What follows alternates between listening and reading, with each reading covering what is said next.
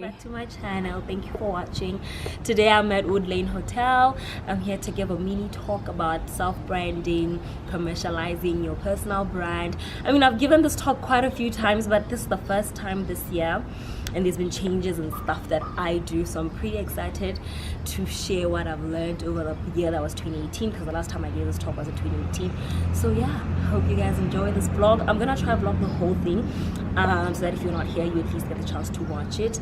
Yeah, please comment down below and give me your feedback if you guys have any questions you'd like me to answer in relation to branding. And yeah, let's go have fun. And what are you expecting, a crowd of how many people? It's 40, but I see that only, I think, 10 seats or 11 seats left. And they're late. They're late. That's why they like it? Yes. Okay.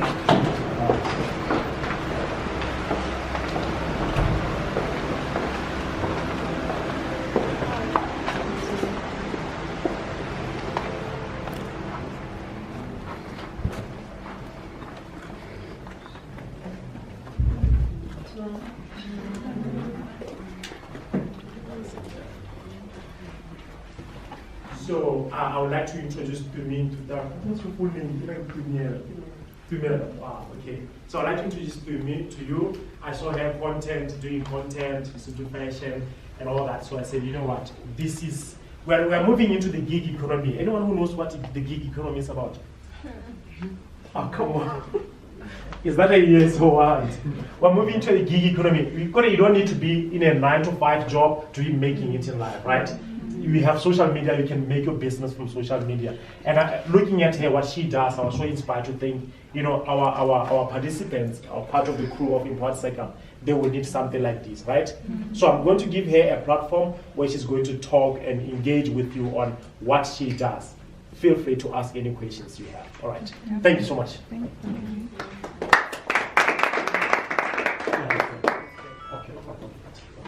So I started my journey creating content in 2015 or 14. I can't remember, first or second year. And all I did was just attend events and attend fashion events rather, where I'd attend fashion shows. I'd take pictures of who was attending, who was wearing what, if it was a fashion show, which designer showcased, and most importantly my outfit. I then at the end of it write, okay, I wore this and this and this and this to that, I got it from this designer or this shop or whatever makeup artist who did my face. And then as I did that, a lot of the content moved from people wanting to know more about me, what I'm wearing, why I wore that wig, why I'm eating that, instead of the events. So then I switched my content to then being a personal brand instead of being just general media, because I'd attend events under media. So where the news writers would be, where the photographers would be for like newspapers, I'd be given Tegia, the same thing, to attend and cover the event. But then when I changed my content, I started now being invited in my personal capacity, where people would say, okay, come sit, if it's a fashion show, come sit at the front row because these people need to take pictures of you, not the other way around. And then I decided that's the line I'm going to go in terms of my brand. Let it be a personal brand. The business is, so I have like segments of how I wanted to speak, and at the end of every one I'd like questions so that we're not too formal. So that was just my history. If you guys have any questions in relation to my history, you can answer them. You can ask them rather before I move on to the next part. Emma. Oh yeah, the first one, I think maybe after when you started, you would like you go more sectioning as a journalist. So like you were invited to that section, or when you sort of consulting as a journalist, I'd be invited. So there'd be a fashion show, and then there'd be, with every event there's media. Mm-hmm. So they'll give out 30 or 10 spots where they'll give you tags as media. So then they would refer to me as blogger/media, where I'd be given that tag to say, do you want to come the event, to cover the event rather. Sometimes I'd then buy the tickets and then tell them what I do after I bought the tickets, and then they'd move me from where I was meant to be sitting to say, oh, so that's what you do, let's move you to the media side. Yeah. Okay. I don't know how to put this. How do you better the fear? I mean, like, just to go there and stand in front of people and even your confidence is something that I never thought existed. Yeah. How do you battle the fear? I think there's things you learn as you go with experience, and there's things that are just within you. Like the confidence thing and just speaking. I think I talk a lot, which is why with every presentation, I get like a PowerPoint anywhere I go. Because I just never feel, I feel like it then takes away from the fact that I'm a speaker. And that's one of the things that has grown my brand is I engage people. So whether Papa and Elena go game CT and you want to talk to me, I'll still talk to you the same way as we're talking. Basically, I'm the same person. I can never be prim and proper and be formal. So I always feel like PowerPoint does that. That's something that it's just inbuilt. But then in terms of things like confidence, there's like little things that you do. Like if you're addressing, you guys are not a big crowd, but if you're a big crowd, I'll probably project my eyes there. And when you're looking at me, you think I'm looking at you because but I'm actually just facing the wall. You get what I mean? There's like little things that you do to build your confidence when you speak to people. But for me, what I've learned, the most important thing is just engage people. Because if I feel like I'm talking to you one-on-one, then I don't have the tenseness, I'm giving a talk. You get what I mean? Yeah. Wow, okay, this is gonna sound weird. Okay. I like weird. But I feel like, I don't know if I should say I'm a you or you are a me, but I feel like I can relate so much. But then when after you discovered what you wanted to do, because one, how to see the power, because you're not intimidating me now, too professional and fast was. But how did you achieve that? How did you get to be yourself and still sell yourself and just in that way? Like now, I feel like I want to do that. That is how I love to do my presentations and stuff. But then I feel like, can I let you flow? But how do you like keep your focus on what it is that you what you're doing? Yeah. How to? I think you need, in as much as you are me and I'm you. the difference is that you're still apologetic about who you are. The difference is that if you were the one speaking, like if you're the one who walked in 10 minutes ago, if you were me, I don't ask myself that question. I say I don't have it, and I don't apologize for not bringing it. You wouldn't bring it, you would have the talking points like I do, but you still feel like, and I never feel like so I think you just need to be aware of yourself, you need to be unapologetic about it.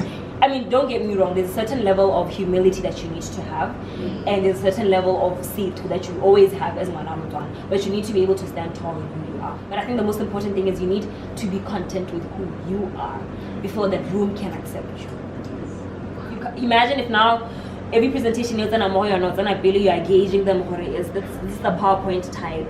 Is this the one that will be fine if I don't have PowerPoint? Hey, it's going to be exhausting. So you need to have your ethos, your core fundamental, rules that make you you and your brand, and say, this is how I operate. Yeah. When you go after you covered and tell them, hey, this is what I do. Yeah. Did they pay for No. content? It didn't.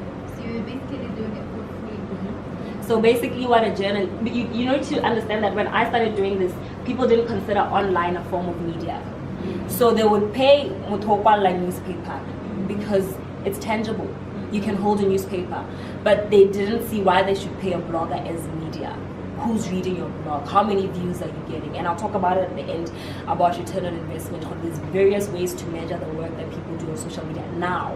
But when we started out, it wasn't there. And the justification was always, it's not like a book where you're saying, I've covered your event, I spoke about who was wearing what, blah, blah, blah, blah, and this is how it's moving in terms of the market. Pick and pay, this is the number of people who are buying it. Because it was online, at the time, Botswana didn't feel like it was a medium of media. They didn't feel like it was something that's tangible. So, no. So when they started inviting you, did they give you something? When they started inviting me, now they invited me in my personal capacity. I wasn't coming to cover. Now I was coming to attend and add value to the event. So then I say to them, there's work that goes into being Tumie Nthutang or brand Tumie Nthutang. I don't operate alone. I have a team. And there's somebody for hair, there's makeup, nails, outfits. I charge in a way that I cover those things so that I at least come to an event looking like Tumie Nthutang. And I'll speak about it when I talk about running yourself as a business. Every time people invite us to events, especially marketing execs or agencies, they're smart. They know why they're doing it. You're obviously going to be photographed. You're obviously going to take a picture when and you can't just all the time posting the guy. So you'll talk about, yeah, I'm at Riverwalk for whatever. You're pushing that brand, or I'm at Masa for whatever. So it had to come to a point where brand Tumie Nthutang or even her attendance at an event was quantified.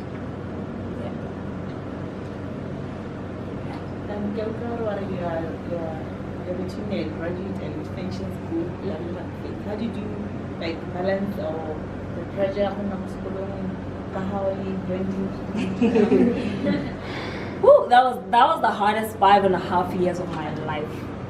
It was. I mean, first year, second year was okay because there was not much in terms of brand. I was still building, and then third year is the toughest year for every law student. You either fail or pass. You either go to how hits the third year, you're going to be a lawyer, even if it takes you 10 years with our hits. But if you fail third year, hey, that's the toughest year. And that's when my brand boomed. I remember my average day would be, I wake up, I go to the gym. No, at this time I wasn't working out in the morning, I was working out midday. So I'd wake up at 8, 9, eat, go to the gym, just by my house, go to school. In between lessons, I'd do meetings. So I'd meet a client tomorrow or then go pitch at whatever brand, get to a PowerPoint. This is what I want to do. I want to work with your brand. And then within an hour, I need to be out quickly because there's another class. So when I get home, I'd cook and then do a bit of studying and then do the proposals or emails. And then at night again, I'd study. So I'd wake up at 2 to study, sleep at 6, 4, be up at 8. That's third year. In fourth year, then I started training in the morning. So I'd wake up at 4:30 to go to the gym, 5 to 6. And then back home to eat, change, go to school in the morning. In the afternoon, I worked. So I could either be buying fabric for African Mall for a client I'm styling, or doing fittings with them at the designer or tailor, or I could either be in between meetings and then go back to school. My day was never the same. I could never have a day at Twana because every day I'd be juggling something. It was tough in the sense that it needed a lot of time management. It needed a lot of consistency. So I could not wake up late at 6 because I've already lost that hour. It has to be 5 to 6, or else that's it. I want to gym that day. So it needed a lot of consistency. It needed a lot of time management. It needed a lot of planning. Even to this day, I'm a to-do list girl. I have Habiki similar. I'd say Monday, I'd list Jota Monday, Tuesday, I'd list them, and I take them off as the week goes by. So it needs a lot of planning. It needs time management, plan, write down things, and be very strict with your time. If a meeting is an hour, it's an hour. It cannot overlap. Maybe give contingency for 5-10 minutes, but try not to have it then come mess up your schedule, because that's your next thing to go regardless of the fact that meeting on Moody, you get what I mean? Yeah. It's the aircon is hella high. It's a complaining. Oh, that cold. Yeah.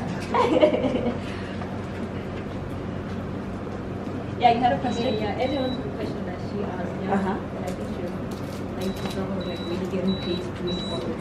So when you started, did you know where you were going? And you were just doing it for you, just for enjoying it? When I started, I did it because I loved it. It was just, I love fashion, I love events, let me attend fashion events. I like dressing up. You can't dress up every day to school because then you're that girl in class. You can't dress up every day to go to the malls because you need money to be in the malls. What are you doing in restaurants if you don't have money? Where am I going to dress up to if it's not an event? And then when you started styling, how were you charging and what exactly? When I started styling, I spent the first year or two not charging because I worked for an online magazine at the time. So they would interview, let's say, whatever celeb is trending at the time, and then they'd have a photographer who comes to take the pictures, and then I'd style them, and then there'd be somebody writing. So what that then did, though I wasn't getting paid, it then put me in that space, because then I'd be styling your celebs, I'd be styling your popular people who are, the people that you want to style. So then after a while, you're like, okay, so over and beyond the fact that I'm here on behalf of Pristine Magazine, I can style you in your personal capacity. And then that's how the relationship was built. And then I wasn't getting paid. It then put me in that space, because then I'd be styling your celebs, I'd be styling your popular people who are, the people that you want to style. So then after a while, you're like, okay, so over and beyond the fact that I'm here on behalf of Pristine Magazine, I can style you in your personal capacity. And then that's how the relationship was built. And then over the years, because styling is not a very common thing, I think I only know 2 or 3 stylists in Gabs by law actually style people. We're learning so many things as we go. Over the years, I've learned that there's outfits that you style, per outfit. Like, this is an event, you want to go to whatever I want, so I'm going to say this is how much it is. And then there's things like closet overhauls, where the client has clothes, she hasn't worn them in years, she doesn't know what fits, what doesn't fit anymore. So we meet at your house, we sit down, bring everything out, you fit everything, we check out what doesn't work, what is outdated, what is no longer applicable to you age-wise. It's literally it can be a whole day thing, can be a half day thing, and that's quantified per hour. And then there's the shopping for people. There's some people who don't want to go to the shops at all, but they'll tell you, okay, I need black blazers, white shirts, denims, accessories, handbags. So the hours that you spend looking for those things, almost that kind of thing, you quantify it per hour. Some stylists do it different, like everybody does it differently, because we're all learning. It's a lot like influencership, we're all learning as we go. Yeah. So when you started charging, how were you charging? I never reveal that. Book me. Book me. Should I move on to the next part? Yeah. Okay, no, here's a question. Oh, the gentlemen haven't spoken or not?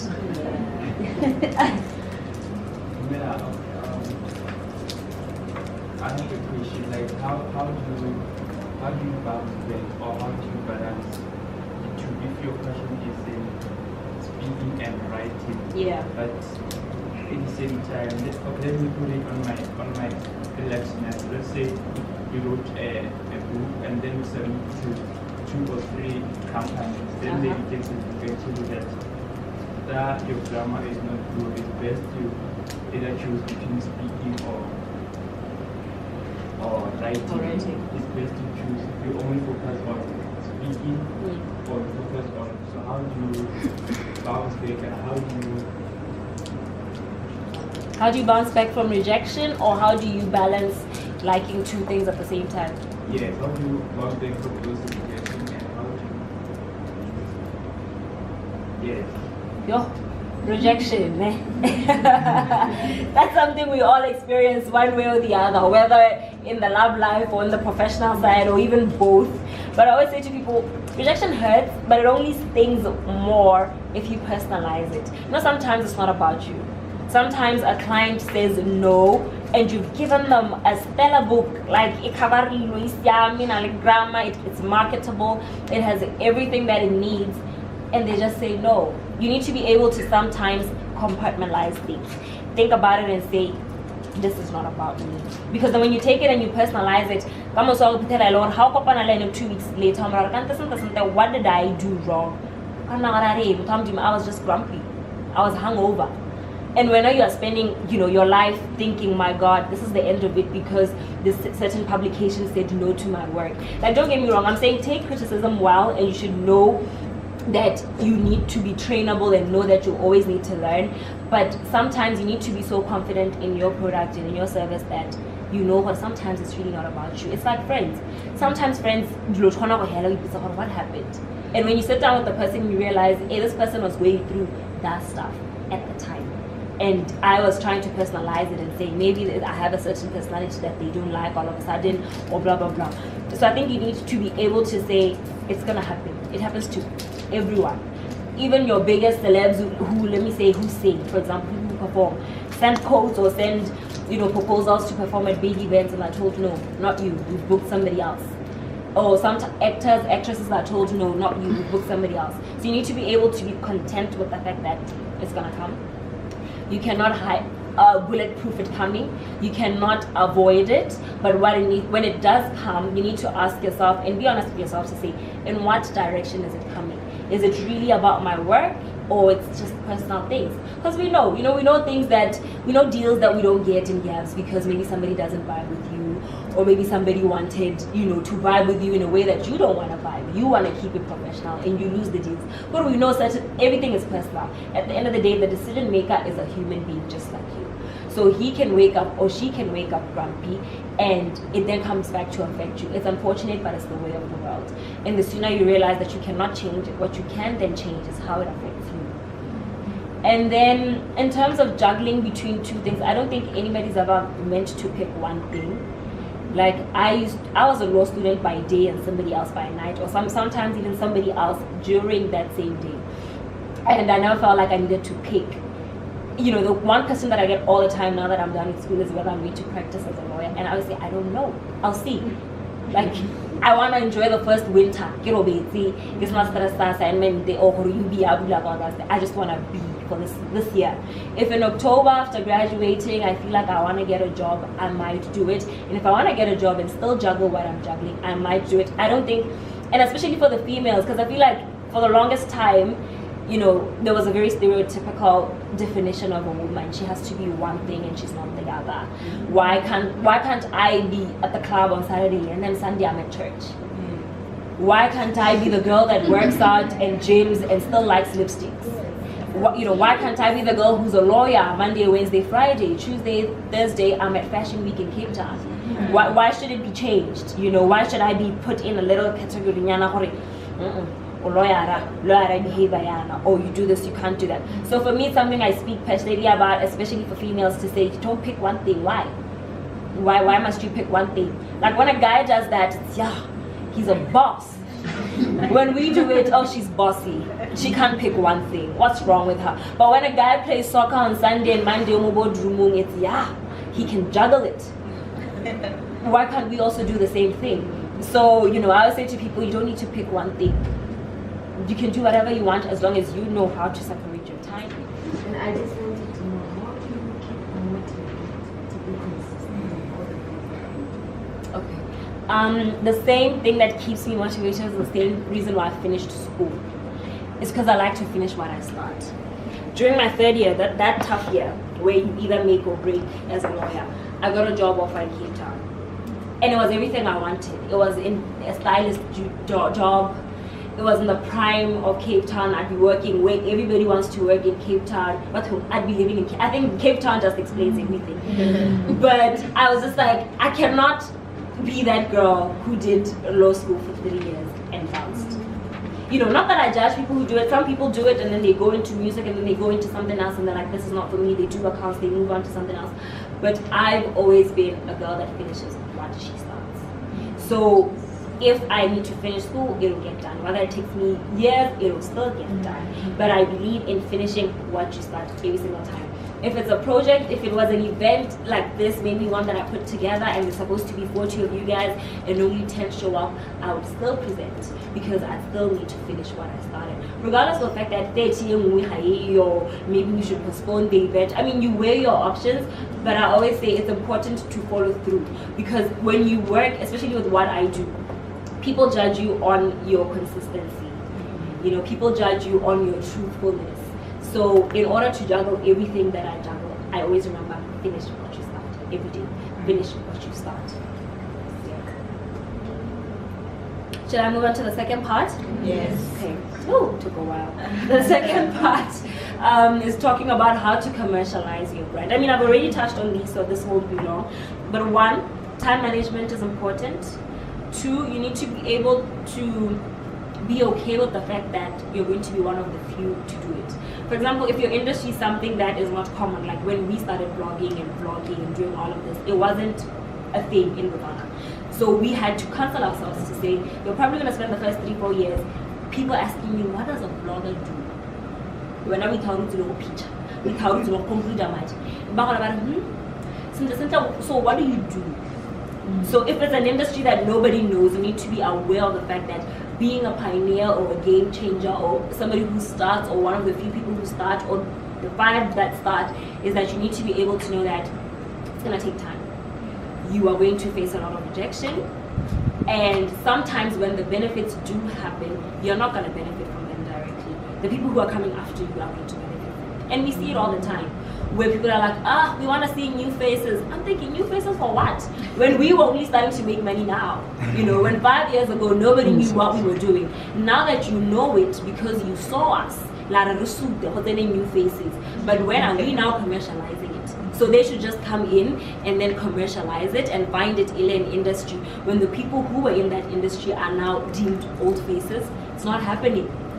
It's not happening. Don't get me wrong, there's things that I'd say, no, I can't do this. I've either done this before with a competing brand, or maybe it doesn't speak to my brand as a person, or maybe your budget does not allow, or maybe my expectations don't allow. There's things that will make you turn away kids.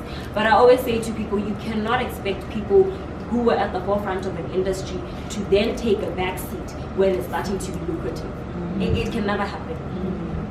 You know, and the reason why they're there is because of, you know, resistance and resilience.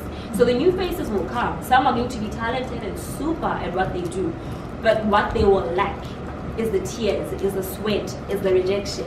So are you then now saying, let's throw the old pack away and introduce the new?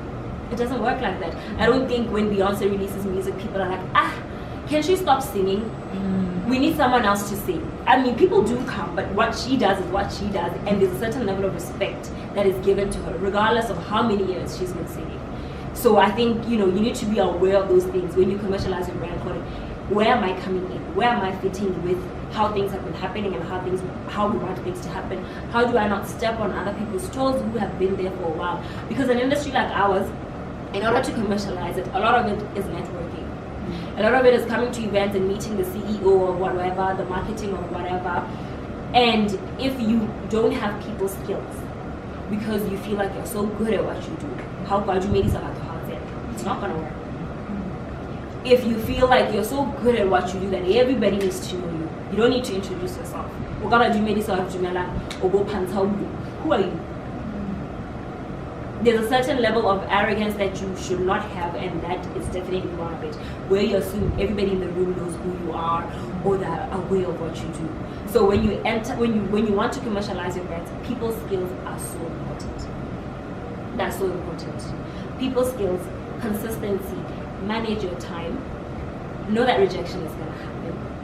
And what you now need to do, rejection rather, you need to have emotional intelligence to know that this is not about me.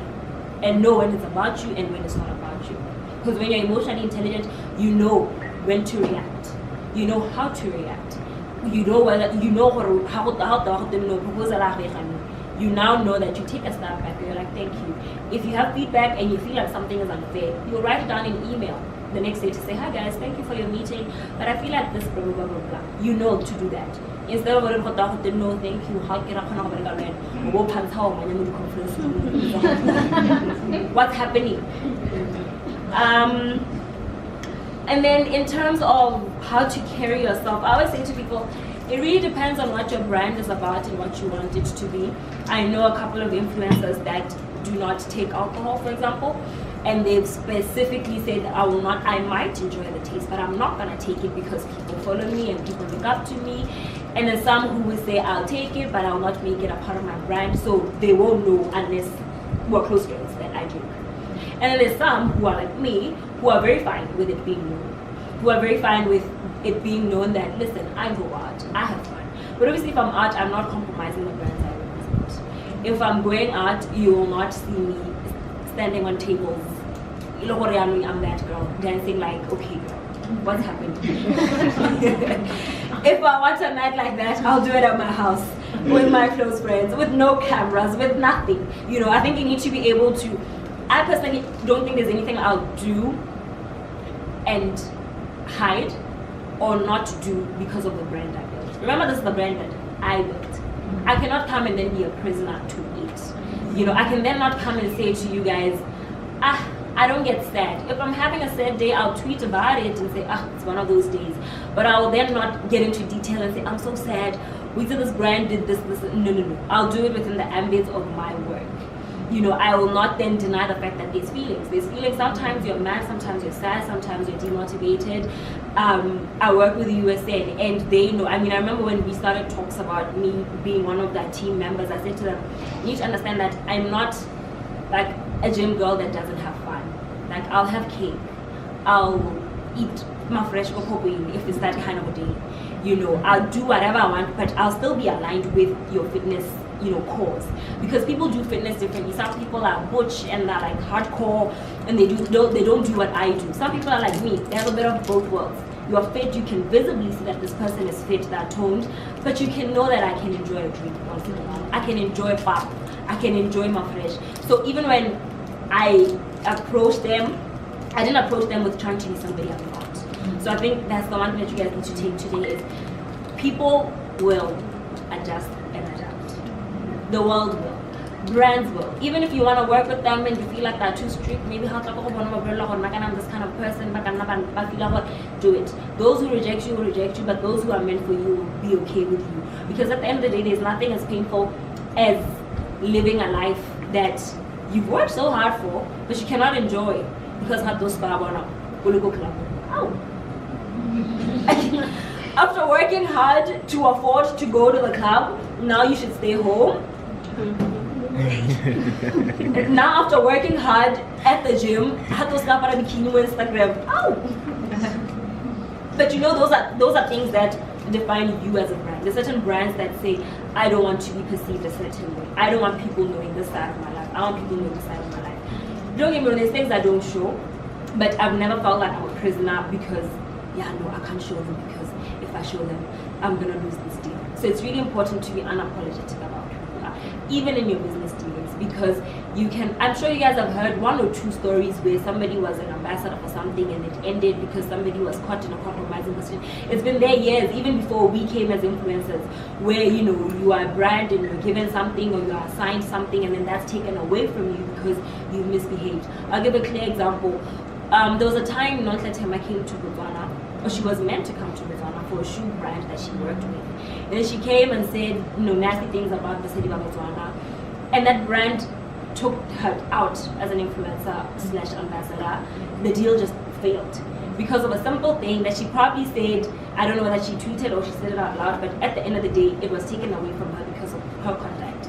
Don't get me wrong. Be unapologetic about who you are, even with the brands that you work with, but be a decent person. And then in terms of negative feedback, that's a tricky one. For the longest time, I used to be that person who doesn't respond. Like, I'd see it, I don't engage it. If it's a tweet or if it's a Facebook post, I don't engage it because I've learned people are powerless without a reaction. So if you tweet me and you say whatever, how I react is what will then carry the conversation. If there's a conversation, how my friends come and jump in and try to defend me. Hey, let's talk. But over the years, I've learned it's okay to not respond, but there are times where you need to say, but basically, point blank, don't come at me correct. You can criticize me and say, I don't see why you are working with whatever. How does it fit into your brand? That's fine. It's about how you ask it. Or you can say to me, we like your videos, but maybe you need a bigger camera for better quality. That's constructive criticism. But when you now say, it's like, then you are not coming at me correct, and I will not keep quiet because I do not want to respond. Don't get me wrong, there's things you respond to, and there's things you don't give life to. You can see when someone is just going through their own stuff and they're trying to be me. Pass, get that. Don't engage it. Don't even take it to your WhatsApp groups of your friends. Don't even engage, because when you do that, you give it power. I'm now gonna text my friend and say, hey, these people about a camera, and then we're gonna have a conversation about it back and forth. It's gonna make my day bad. And what I've noticed, especially about Twitter, is that you are so unproductive when you are on Twitter. I'm on Twitter, but I'm a post and go or come in 1 hour out, because what social media, Twitter and Facebook, Instagram, because it's just pictures there here, but media still like Facebook and Instagram, and Twitter.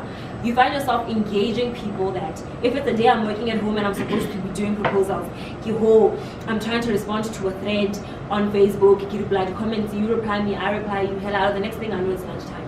I catch. The next day, in the afternoon gets up because I spent 2 hours in the day fighting with you. We're not desk office. what happened was you are engaging with me. Because I'm trying to engage you. At the end of the day, you waste so much time. So much time. And I always say to people, if there's one person I respect in her work ethic, like, you don't need to like her, you don't need to respect her, but you cannot deny her work ethic. You cannot deny, and that is why I think she's now close, if not a millionaire this year, because she literally focuses on her work. When there was drama with her breakup and we were making noise about whatever, she was launching products, she was launching new shows, she was launching new champagnes, she was working. And at the end of the day, you should notice how she operates. Once in a while, she'll tweet and respond, but she does that at 2, 3 a.m. I'll engage. I've noticed when she tweets. Because she's chilling at home. She can now respond to us and say, thank you, or say, hey, because she's at home, her work is done. She focuses on her work all the time. So that's the one thing you should take from her, is that if you stop at every barking dog, like, you need to be able to, I don't know, maybe it's also a personality thing. And I always say to people, every time I speak about this, I feel bad because I know it's not everybody who can do it, but I can detach to anything I want to detach from. If I'm downstairs, I'm fighting with my friend, I can walk into the room and act like it was nothing. And then when I'm ready to deal with those emotions, I'll go home and then be like, hey, or if I just took a test paper and the mark is not what I wanted, but I have to go pitch at a client in an hour, that client will not see that he's worried about her academics. I detach myself from things. That's why I said I compartmentalize things. Even in my head, like, things are like that. So it's something that you are either born with or you're born without. And in order for you to function like that, you can learn. I think it's something that you can learn. Obviously, I've seen it even with my friends from spending so much time with me. They know what I need to work. You know, it's something that you can learn. But if there's one thing that I need you guys to take away from today, you need to deal with life separately. It's gotta, because, you know, the meeting went wrong because your day was meant to be bad from the beginning. Now you're projecting negative energy. It has nothing to do with my meeting. You are able to function. You're able to keep going. The most important thing, like I said, you're not gonna stop at every barking dog. You keep going. Yeah. Well, yeah. I have a question. You spoke about commercializing your brand through networking and being consistent, right? And how do you handle if you fail to, because you upgrade your brand mostly on social media platform, right?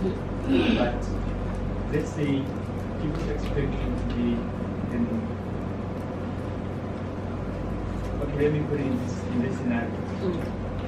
Your followers know that you are here, right? Yep. Yes. And then from there you have to upgrade yourself on platform to give like feedback to your followers, right? But if you fail to give them feedback, how do you handle that? Suppose you have to like apologize, or just have to, because you have to stay consistent with what you do. Yeah. So how do you handle that? Feedback in terms of what? Like our students. Like where I attend something and then they want to know how did it go. Yeah. And then I guess I'll do a kiddy jimala hela. Do I then come back and say, hi guys, sorry for my silence. This is what happened. Is that what you mean? Yeah, but saying that on social media. platform. Okay. Like I said earlier, the world will adjust. You know, your followers are your followers depending on how you project your brand. If you're that person who wants to hide, or sometimes life happens and you release a video, when it happens, then it's going to be a problem for you because we start over as a guy. But if you've built your brand in such a way that they know that generally 80% of the time he or she is a consistent person, but 20% life happens, and life happens to everyone. Whether, no matter how consistent you think you want to be. Sometimes, I'll give an example. Yesterday, My plan was to do errands in the morning for clients, shop for a client. I did that, and then get the main gagging ticket to the YouTube video load. Have you once eat 16%? I'm like, what? Already, I don't want to release it Friday night because also when you are on social media, you learn when to post, what time, when are people online.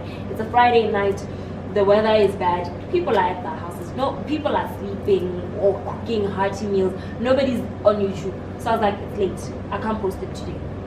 I'll post it on Monday. Funny enough, somebody actually sent me a message and I was post 16%. I literally laughed. I said, hey babes, it's Monday here. Because I've built that relationship with my people to know that sometimes life happens. And no matter how much you try, something like internet in Naslu is beyond my control. Or the fact that it's like it's a my label so 16% and now I'm back, I see loading. Now I can't force it for a 6 p.m. key upload. So you need to be able to build a brand in such a way that you are an honest brand, that when people know that, hey, she said she can't today because something happened, they know the truth. Obviously those things you need to not have them happen often, but when they do happen, they need to know that it's not a train smash. Not personal. You need to know YouTube today. But it doesn't mean I failed, it doesn't make me a bad content creator. It just means life happened, and on Monday, there's a reason why I'm postponing it to Monday. I could have posted it today, I could have posted it tomorrow, but because I know my traction, I know when people watch my videos. That's during the week. You like a Wi-Fi, you go school, your Wi-Fi, you go through, your Wi-Fi, you go as opposed to Wi-Fi, you go here. I get post it on the Friday so that I'm seen as consistent. Though now I'm only reaching 1 out of 3. It doesn't make sense. Do we have any more questions or I should move on? I feel like you have a question. Yes, you. Okay, yeah. Not that I had a question, but I would like to ask, in terms of starting, I understand the way you started, you didn't really have that kind of way you are going. Yeah. So what can you say to somebody who really wants to start something? He doesn't know what it is, but he just wants to start something and Just start. start. That's it. Just start. All these lessons and there's like discoveries that you will only make if you've started. You can sit down, read a plan, no, read a business. I got the business plan. Business planning is only proposal. PowerPoint. They're very important. You need to do them. But now, and I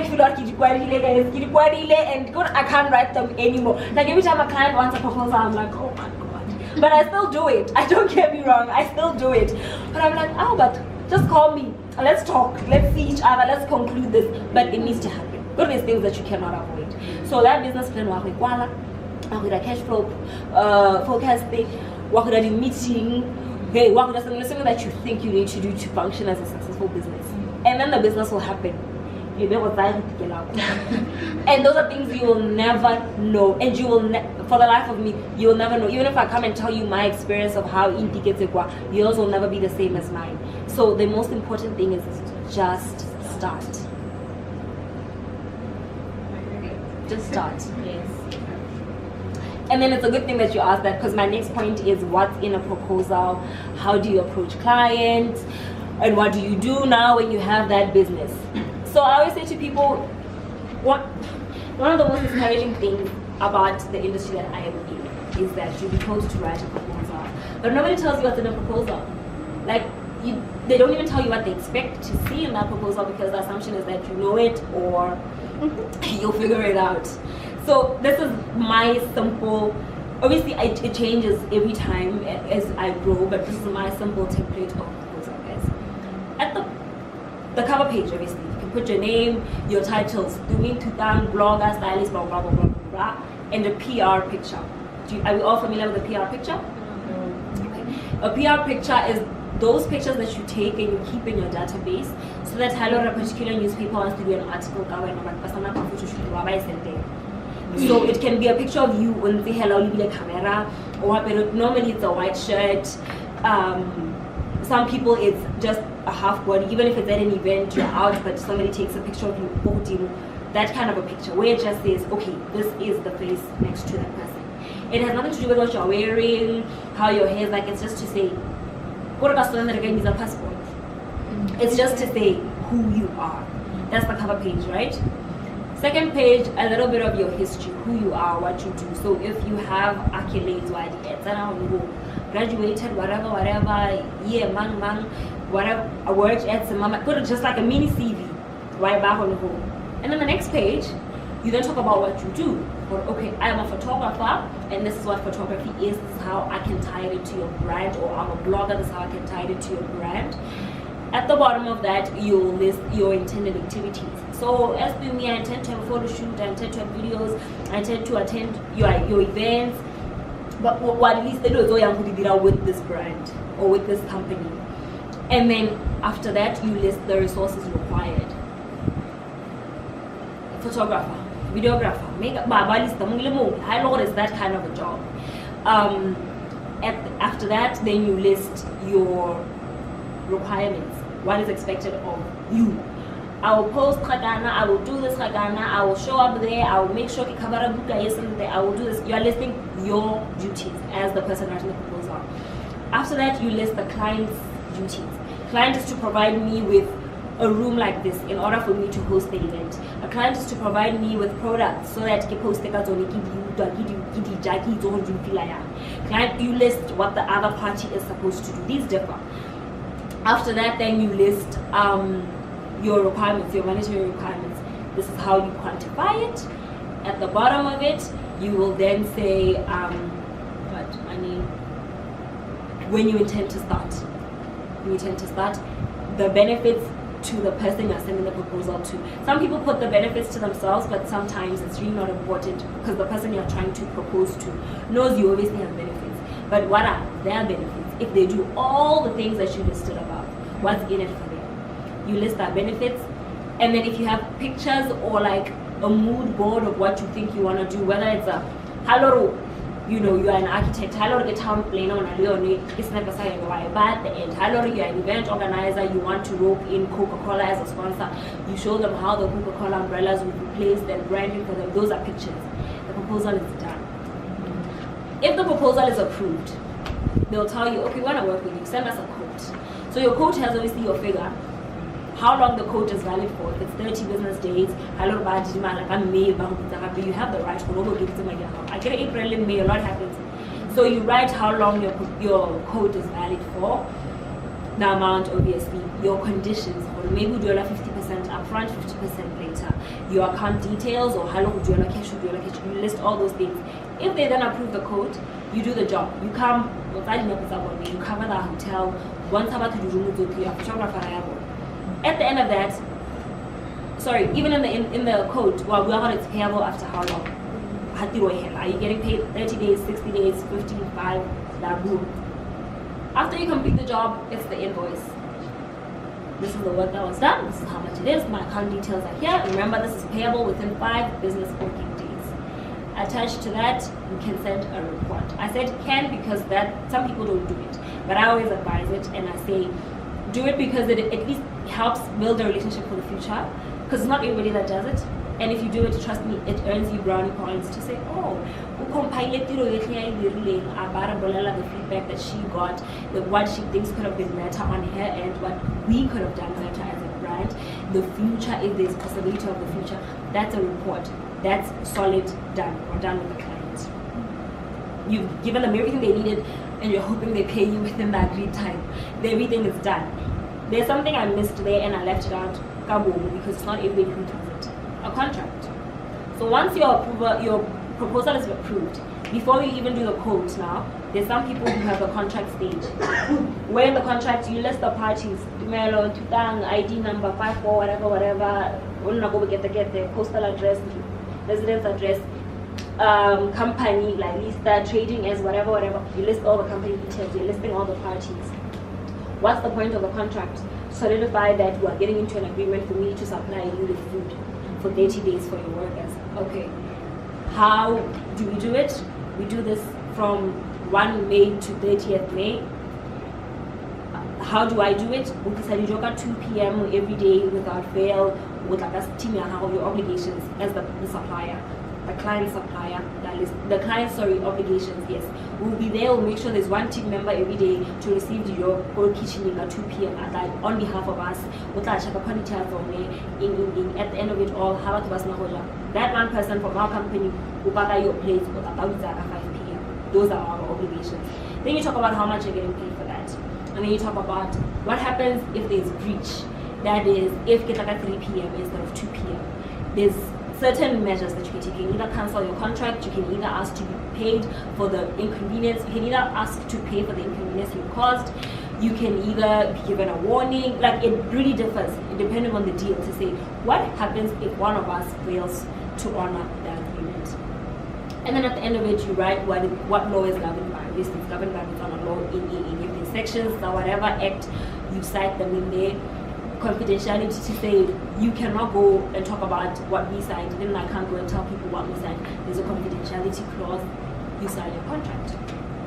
It's not every company that does it, it's not every brand that does it, because contract is, you know, it's a heavy thing. It binds you. Nobody wants to be put to China. We just want to work and get the hell like but that's very dangerous. Tomorrow you wake up, something has changed, and they've changed last minute, but they found somebody else. Now your boot is full of food. What do you do? So wherever you can, ask for a contract. In the field that you are doing. Yeah. And then I met this topic where you were at the BTV interview. We posted it on your YouTube. And we talked about consistency. And then I went back to watch some of the video back. Yeah. Then I realized that you were consistent all the way out. Even if it was a transition from just writing blogs to video content to brand ambassadorship, it has all been consistent. Then I said, okay, well, we should contact you to do it. Thank you. It's all consistency. Thank you. Thank you. So it's consistency, hard work. It's cliche, but it's true, guys. Hard work. You'll sleep a little less. You'll go out a little less. You'll miss some family weddings and some birthdays you cannot come to. But that's a fact. You cannot be at every wedding really high. There's going to be a time where you have to stay back in yards and work. So it's hard work, consistency. The third and most important one for me, my zero as there's been so many things and there's been so many deals that I've gotten, and I've probably gotten, I was meant to get with other people, or maybe other people are supposed to get and I got, where I was just told, we just like you. Like, because sometimes there's a tie. Sometimes people are equally talented and you need a deal breaker, right? You need to know why X instead of Y. And I've learned that most of the time, my tiebreaker, where I was with other people and they could only take one person, unfortunately, has always been a likableness. You need to be likable. And that's something you can learn. Like, even if you're not born with it, trust me, you can learn. You can learn to be a decent human being. No matter how pretty you think you are, no matter how rich you think you are, you can learn to be a decent person. And that's something that I feel like as like people always say, we're timid. It's a good thing and it's also a bad thing, but most of the time you can make it good for you. At the end of the day, you can look the way you look, you can acquire whatever you can acquire, but you need to have humility at the end of the day. And know that the next person, regardless of how they look, what they drive, where they stay, versus yours, they are decent just like you and they deserve the same respect.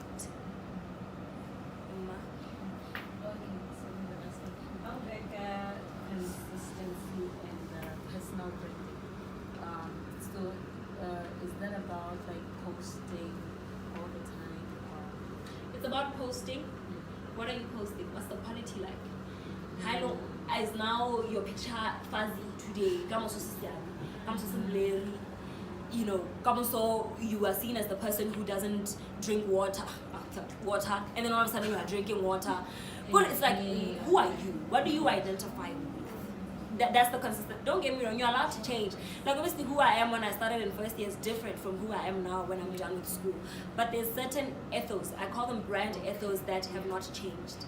I'm still vocal about the things that I don't like in society. If there's a scandal and I need to have a voice, I'll have a voice about it to say, what are we saying about youth unemployment? I'll have an opinion. But how I have an opinion is the same way last year, the year before. I'll not go and make a pants like minister or social media. No. I will then say it in such a way that represents Tumi's brand. To say, I feel like the government can do better here and there. That's the consistency I need. Because Papa again was like reading the essay that he asked the other number like if you hadn't posted or yeah, not some way explain it or Yeah. You didn't post the video. Yeah. It's everything. It's consistency with being who you are and having us know who you are. How do we identify you? It's consistency with your posts and what kind of content you put out and how often you put it out. It's consistency in the sense that, in as much as yesterday I couldn't post, I was still consistent because I responded to her message and I told her, hey babe, skip Monday. It would have been inconsistent if I didn't post, I saw her message and left her on scene. Then it would have been like, so you most definitely have to keep posting. so I mean, not all the time. Like, I don't post all the time, but also when I do post, it has an effect. Or when I do post, I know why I'm posting. Some people post permanent posts more than Insta stories. Some do Insta stories more than posts. Some do tweets more than Instagram, Facebook, blog. Like I can't remember the last time I posted on my blog. It's probably last year, a while ago, because I'm very consistent on Instagram. It's hard. I won't even lie. And in the video aspect, that's even harder because you now get home and edit it. So you need to be able to have consistency. Does not always mean posting, but consistency means being present one way or the other and having people and your name, having people know you and having your name embedded in people. So maybe I'm inconsistent because like I post on my Instagram, but how will I newspaper around P10 because I was at an event? That's consistency.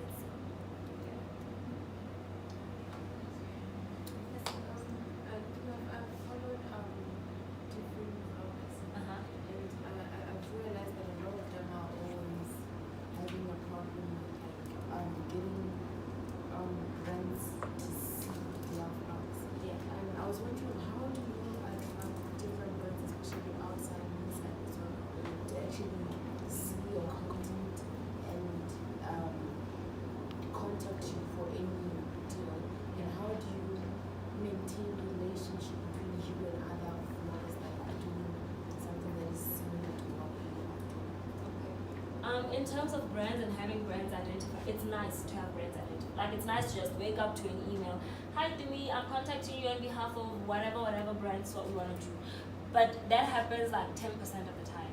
90% of the time, you do the work, you shoot it, you do a proposal, you send it. Hello, hello, but personally, traction. Traction is likes, reach, comments. There's a lot. My Instagram is a business account. So at the end of every post, I can show my numbers to say these are the number of people who liked it, who saw it and ignored it, who saw it and saved it, who saw it and commented. I have those. I have that data that I can then send to a brand. Hey, guys, and this is the reach I got. Now I want to work with you guys because of this reason. You get what I mean? Sometimes that's how you get them to notice you. Knock on that door. Not even sometimes, most of the time. Just knock on that door. And then you ask, what else did you ask? You asked two things. Or how I maintain relationships with other people who do what I do. It's a messy industry. I'm not even gonna lie. Like with anything that is competitive, probably actors feel the same way. DJs probably feel the same way, or performers feel the same way. But I've always, also because of my personality, I don't like drama. I don't engage in it. I have a relationship with I think all of them. We're not friends. No, I'm not friends with all of them. But it's high bar. There's a mutual respect. That's the word. Mutual respect. To say we're not friends, we're in the same industry, I respect what you do, you respect what I do. I don't always agree with what you do or how you do it, and neither do you, but there's a mutual respect to say we're on this journey together and we're trying to build an industry of vlogging or blogging. So the most important thing is mind your business. Know who your friends are, be civil to everyone, and be able to separate personal stuff from business stuff. You can't be friends with everyone, and you shouldn't. And with the industry, you should know that where it comes to business, it will always be business. Even within friendships, sometimes I know people thought, in my capacity as a friend and as a business partner, detach. Again, detach. You need to be able to separate the two. Any more? Oh, sorry. Wow, to me, I get something that is very, very, very, very, I don't know, that I get to notice from all this consistency and stuff that I struggle with so much, that I've picked for right now, you have mastered it, is focus in all of this, in all that you do. You have school, you're a student, and now you are a big somebody. I don't know how to put it, but how did you get to like achieve that kind of focus where you, obviously there were distractions all the time because they are always there, but like, okay, this month you are focused, you are achieving your goals, you are achieving a whole lot of things, but then the next month you're home doing nothing. Yeah, like I make like oh, or something just happened and you are agitated, and now all of a sudden there's a bit of derailment there, here and there. Yeah. But how do you stick to your focus to, like, I don't know. I allow myself to have those days, but I don't stay there for a while. Like if I'm having a bad day and I just want to sleep because I don't know where my house, no guests, no button, I'll do that. I won't respond to an email, I won't respond to any phone call, I won't do anything. I'll just go cook things, that's it. I allow myself those days, but I don't prolong them. So one, you need to be able to know that they're gonna come. The main problem with people who lose focus is that they think they're gonna be focused all the time. So when the lack of focus comes, it throws them off. And they beat themselves up to say, oh, I can't believe I didn't respond to that. I can't believe I'm having a bad day. You need to know that it's gonna happen. And allow yourself to have it happen. But don't dwell there. Life must go on. And I'll tell you why life must also go on, because nobody cares. That's just a fact. Whether I didn't respond to an email because I was going through a breakup, or I was going through failing, or I was going through something, or my friend is upsetting me, nobody cares. Do the work. Like, it's such a mean thing to say, but that's how the world operates. You need to know that. You need to know that regardless of what's happening in your life, Hagel is gonna supplying you with food, and your workers aren't eating because Naganal had break. You now have to answer to your boss as to why his employees are not eating.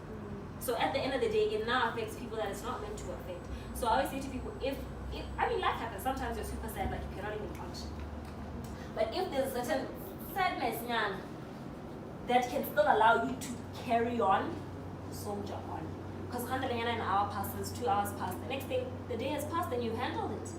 You didn't collapse, you didn't go and cry, you didn't sit down and then just be sad. You see yourself on, oh, but I managed to submit this report. Or I'm not as sad as I think I am. And then like, okay, but I managed to attend this meeting. Well, it's not too bad. Yeah. So how do you deal with that urge? Let me just post about, I'm just so pissed. How do you deal with that urge? Pissed off, those emotions. Pissed about what? Give me an example. Like, what you're going through, maybe a breakup, and you are supposed to, well, you are consistent on your page with the things that you post. But now I just want to randomly tell people I'm heartbroken. I'm going through it. Yeah, so how do you deal with that They're not urge? following me for that.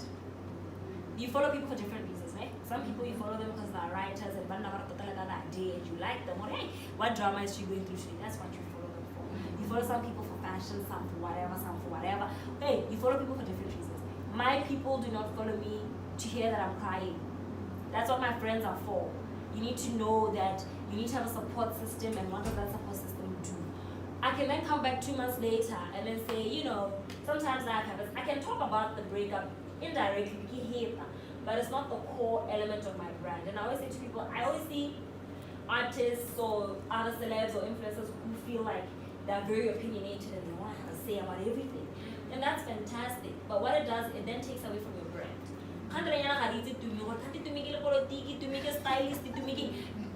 We don't know what your brand is about. Don't get me wrong. Have an opinion, have a say, but you need to know when to say it. And you need to then make sure that it's not getting to a point where now people are confusing what exactly you do.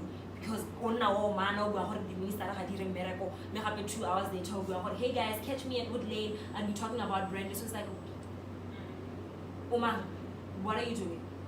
So address what you need to address, but you need to always remember the core ethos, like I said, of your brand and what it represents.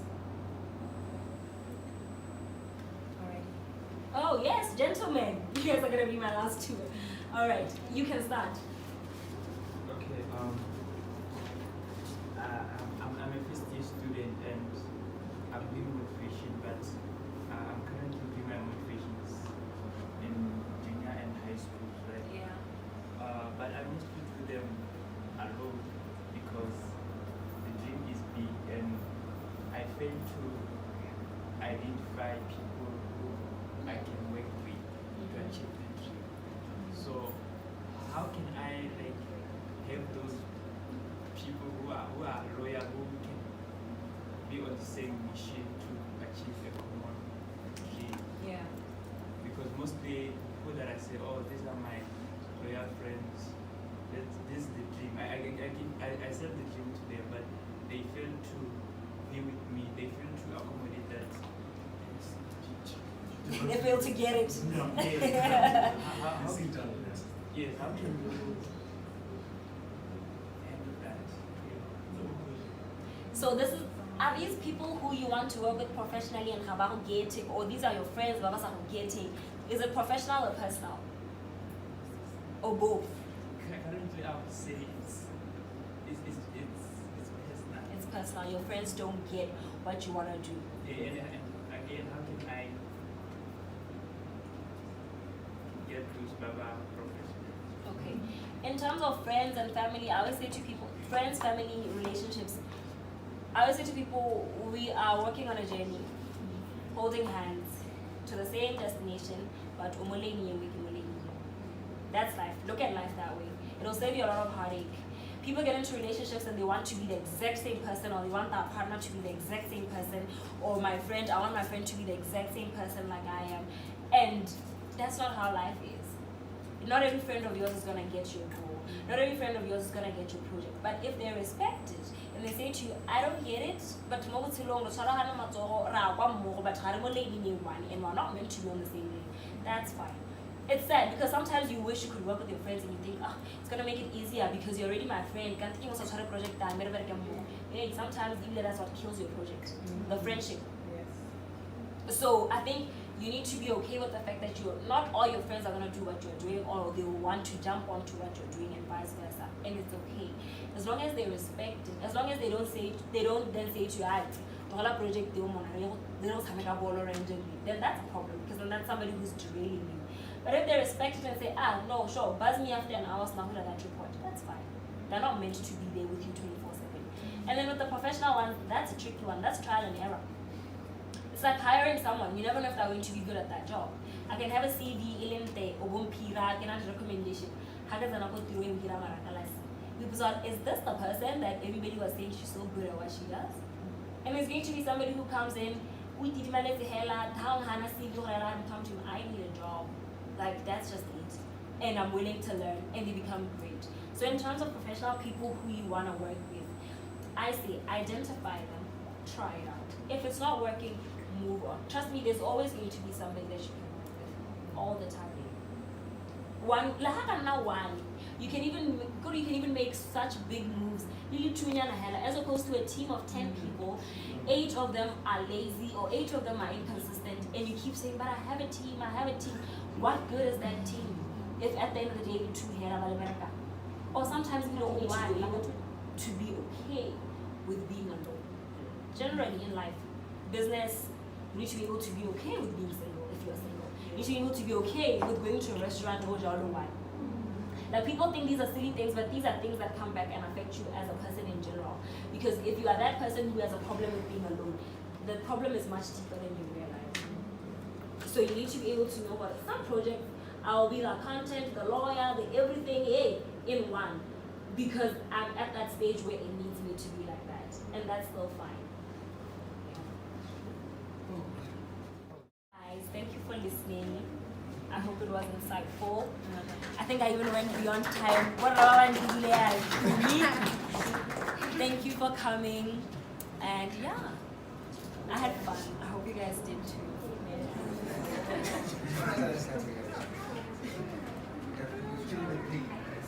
You figure it out? You're welcome.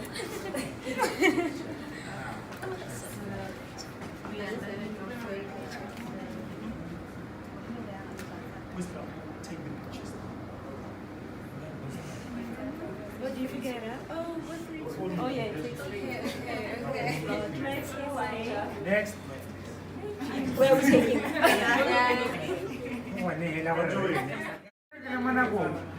Next.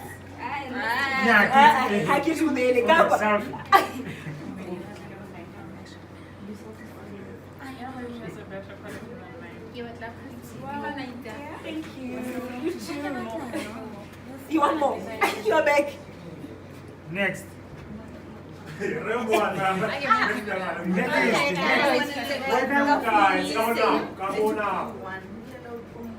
Next. Oh! Next. Ano ba mo baguela sa? Where did you school? Did you school? Where did you school? My friend. You just jumped Quick into fast. High school? It's in yellow, you'll never get a chance. Crescent, yes, I know you from Crescent. Oh my gosh, she knows. Wonderful. Next. Your name again? Top Yes. Oh my god. Thank you for watching, guys. That's a wrap for today. My battery died, so I'm using my phone for this. I really hope the quality is not so different. My god. Anyway, thank you for watching. I had fun. Oh my god, I spoke for a very long time. I thought I was gonna speak for an hour. I went beyond my time because also we did the questions right in the middle, so I guess that saves it. Thank you for watching. Thank you. Don't forget to comment, like, subscribe, and see you on the next video.